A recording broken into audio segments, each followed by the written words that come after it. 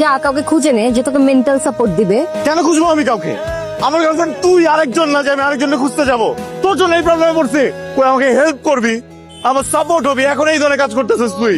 একটা মেয়ে যদি চায় না একটা ছেলেকে অনেক উপরে উঠাইতে পারে, আবার ওই মেয়ে যদি চায় না ওই ছেলে একদম তলায় দেয়, আমার তলায় দিস না প্লিজ। আগে সময় দিতি না, এখন কিভাবে কথা বলতে হয় সেটাও জানিস না। আমার হয়তো এই রিলেশনশিপ থেকে ব্রেক নেওয়া দরকার। যা, যে বিহেভিয়ার শিখে আয়, তারপরে আয়, বুঝছিস?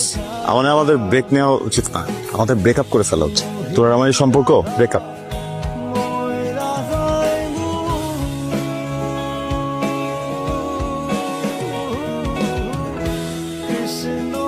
এক্সকিউজ মি, আপনি আবার আসছেন? আপনাকে সে আমি বলছিলাম এগুলো নিয়ে আমার কোনো ইন্টারেস্ট নাই। আমি আসলে ওই দিনের ব্যাপারে কোনো কথাই বলতে আজকে আসিনি। আমি একটু অন্য ব্যাপারে আপনার সাথে কথা বলতে আসছি। আমি কি একটু বসতে পারি?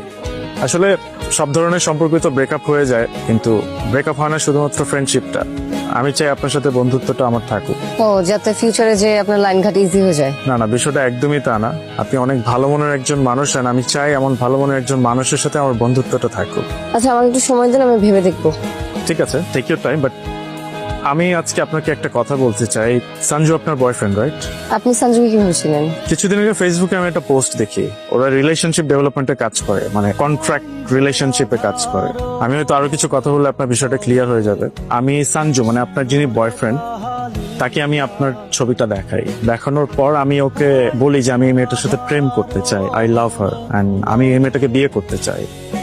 আমি জানি সঞ্জু আপনার বয়ফ্রেন্ড, আর সঞ্জু আমাকে কোনোভাবেই এটা ডিনাই করে না, ও বিষয়টাকে আরো একসেপ্ট করে নেয়। ও বলে যে টাকার বিনিময়ে আমি আসলে এই ধরনের কাজ করে থাকি, সো আমি টাকার জন্য এটা করব। আমি ওকে বলেছি যেহেতু পিঙ্কি আপনার গার্লফ্রেন্ড, আপনি চাইলে অন্য অপশনে যেতে পারেন, আমার কোনো প্রবলেম নেই, আমি তো আপনাকে টাকা দিচ্ছি। বাট ও নিজে থেকে আমাকে বলে যে ওর মতো কোনো মেয়ের সাথে ব্রেকআপ করে ফেলে আমার কোনো যায় আসে না।